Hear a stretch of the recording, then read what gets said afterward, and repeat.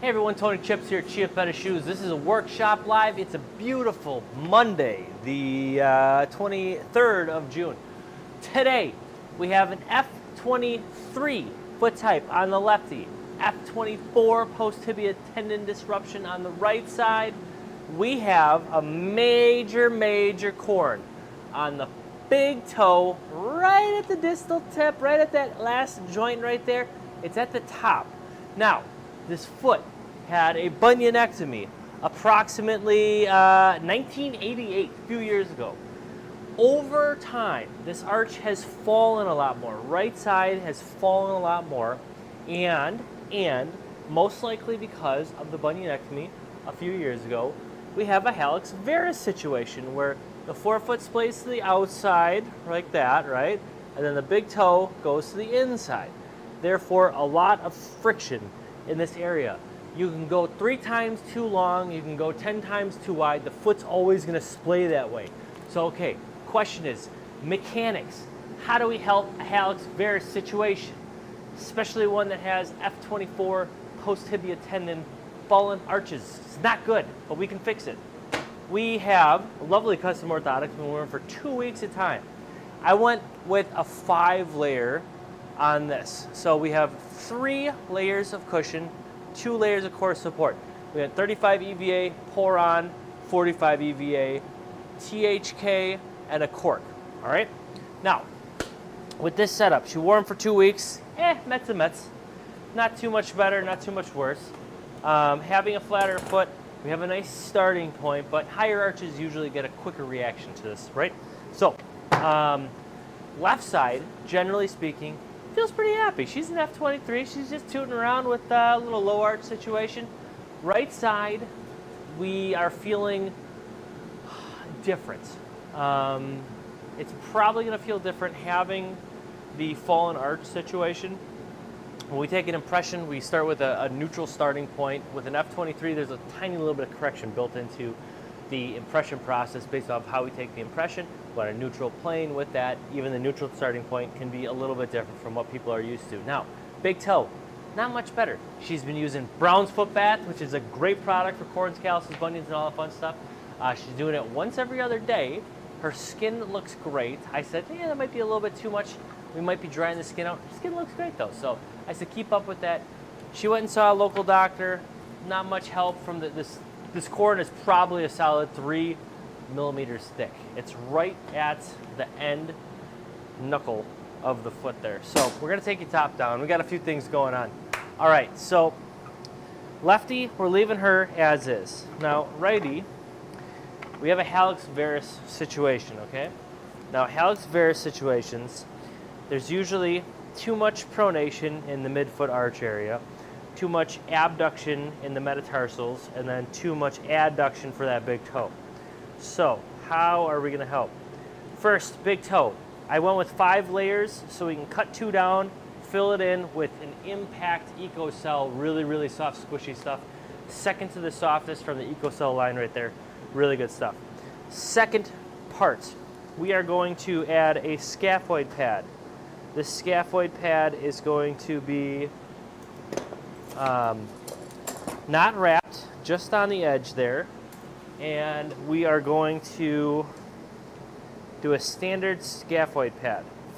We're using a 55 EVA. It's a little bit softer than what I normally do with some of my cushion corks or multi-corks, but we don't need to go overkill on something like this. So we're working with a little scaphoid pad just for this right side with the hallux varus alignment, okay? So that's going to be number 2. Okay. Number 3, we're going to go met pad. Anatomical met pad in the right spot. And for that, we're going to use cushion cork. We should have perfecto. Oh, hey Mark, how you doing, bud? We should have a good setup with this combo. Now, left side is happy, right? We got a happy left foot, F23, flat, but working pretty normal. We're still gonna put the Met pad on there just for uniformity purposes. I typically do that when it comes to Met pads. When we have that midfoot support and control, we want to help balance the body off as best as possible. So, got this. This is my commonly used cushion cork rubber combination. JMS Plastics, I believe, sells this product. Really good to have in the workshop. One of my most common materials for modifications. I have it in 6mm and 3mm. Highly most commonly used the 3mm. 6mm is nice to have though. Okay, so lefty. Now, when I double up like this, okay, I'm gonna have to, unless I want to do 2 steps, I think what I'm gonna do is I'm gonna cut out the Met pad and have that modified right there. Okay, so Met pad, scaphoid pad, and then to accommodate this toe, to give her a little bit more space, we're gonna go with a cutout. Take this to my trusty Dremel real quick. Now when I do this, when I identify the space, I usually look at where the impression is on the toe, and then from the bottom side, cut this out with my Dremel.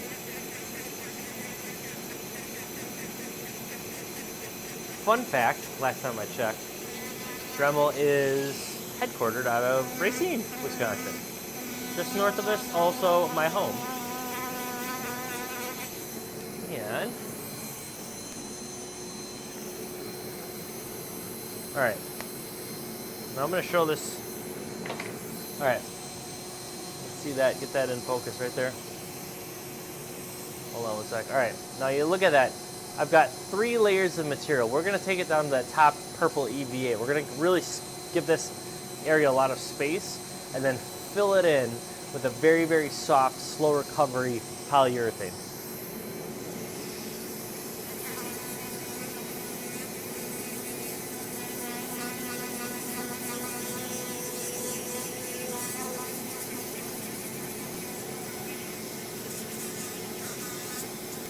I could take this over to my grinding machine, but it's easy enough just to do it by hand with the Dremel. You can get a nice smooth finish as long as you trust your skills. Now, I'm not going beyond that distal joint of the first toe.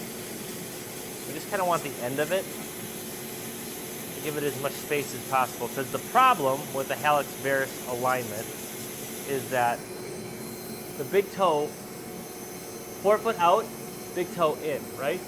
So arch in, forefoot out, big toe in. It's a Z shape. Not fun. Thank God I don't have that. But you gotta learn how to fix these people up. All right, now take your top down. Now this is that EcoCell Impact. I want to say it's Impact. Really, really low density, good rebound to it. It's kind of like SR Poron. I've been switching over a lot of my mods to this EcoCell material. I got 5 different setups, so having different materials for different tactics is awesome. You gotta be a nerd about materials when it comes to this stuff, so that's the fun part of my job. All right, boom. So we got that. Big toe taken care of. Now, Met in the right spot, scaphoid in the right spot. Trim this up just a little bit. We don't like to waste. Okay, now, lefty's happy, but we're gonna get a little bit of matchy-matchy going on. We are going to copy the Met pad, get it in the same spot. Feet measure about the same. No difference there. All right. And this is an anatomical metatarsal pad. so it's kind of tapered to the big toe. I'm using these far more than I do Met bars. That shape right there, that's an anatomical Met pad. Big toe, fifth toe, it's in the right spot. Side view. I'll see what I can do. I got like 5 cameras in here, so we'll add a few shots to here too. Okay, now with this, process-wise, we're gonna get this glued up. We're gonna go on break for about 3 minutes, and then we'll get things glued up. We'll get things tapered on the grinder, and a nice little wrap up for us. So we'll have a good synopsis of what we do. This customer is waiting, so we try to get things done in about 15 to 25 minutes is our average when we're doing modifications. We do not charge for modifications. Chiappetta Shoes is the absolute best in making custom orthotics. This is one of the big reasons. Everybody's body's different. You can't treat one condition the same. You know, when it comes to this kind of stuff, you have all these different materials, different hardnesses, different combinations, different orthotics. Everything is totally customized and custom. So that's what we do, that's how we do it, and we're gonna do it in a sec. So you wait right there. All right, folks, we're back. We got an F24 right, F23 left. We got a big, nasty corn on that first phalange joint on the big toe on the right side, hallux varus. A lot of adduction with that big toe, abduction with the forefoot, metatarsal area. We have some modifications that we're doing right now, and we are cooking it up. We are going to start with this F24 right side with a scaphoid pad. Follow that up with a 3mm cushion cork anatomical metatarsal pad, and then cut out with a very soft, spongy area for that big toe to create a little bit more space. So when that foot automatically turns to the inside, we have a little bit more room for that big toe to sit. All right, so we got mod 1, mod 2, and mod 3. They're back at it. Okay.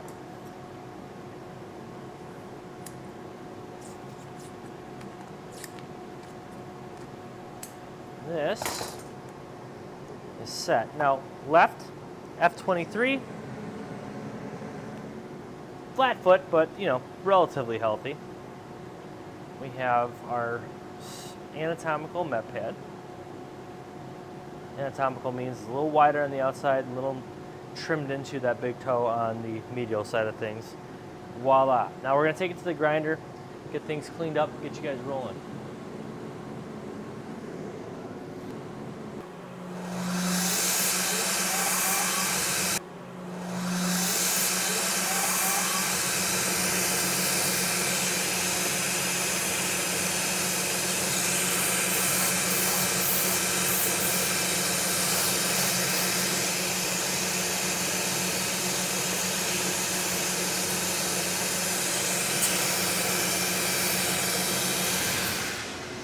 Okay, got a little problem. So now I want to do things the right way. Our material did not glue because I stupidly forgot to glue this up on the orthotic itself. So, you know what? Sometimes we goof up. That's okay. Another couple minutes. We're going to wait for this to set. And I'm going to explain why hallux varus alignments commonly come around. Okay, re-gluing this. I clearly did not glue that, and that was my problem right there. And I am not going to do subpar work, so we are going to let that sit for a few minutes right there. All right, now with the problem. Hallux varus is an alignment that commonly happens with fallen arches. Okay, so as the medial arch and the navicular rotate downward, they fall in. Could be from mobility within the forefoot. It could be from a rear foot valgus alignment where the arch falls, or the combination of the two. Now, when the arch falls in, we commonly get an abduction or a splaying to the outside of the metatarsal heads. That's very common with mobile feet, flexible feet, flat feet.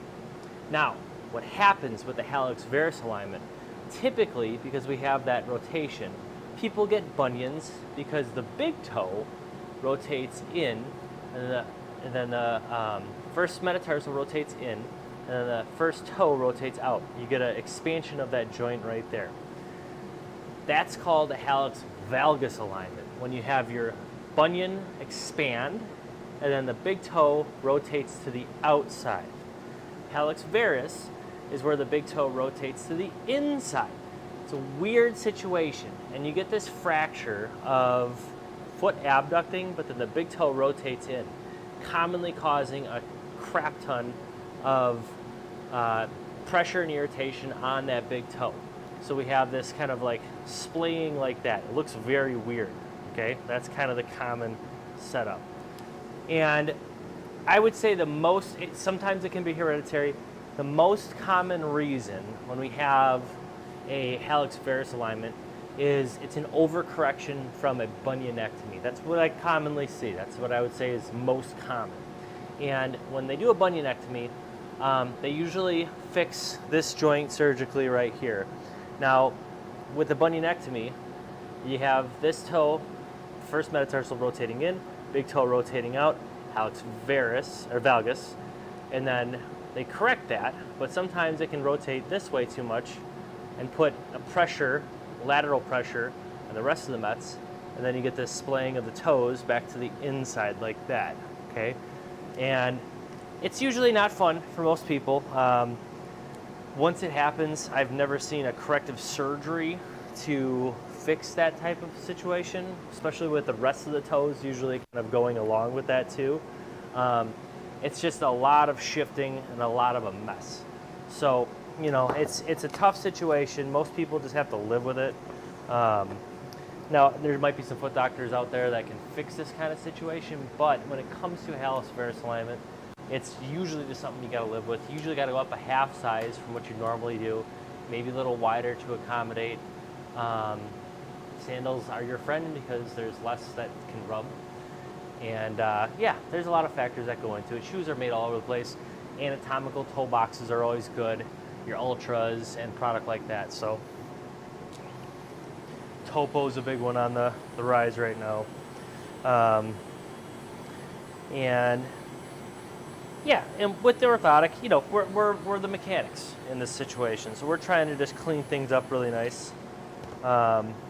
Get as much of that awkward splaying and pressure cleaned up as best as possible. All right, so we got lefty is good, matching up that pad. We're gonna take it to the grinder.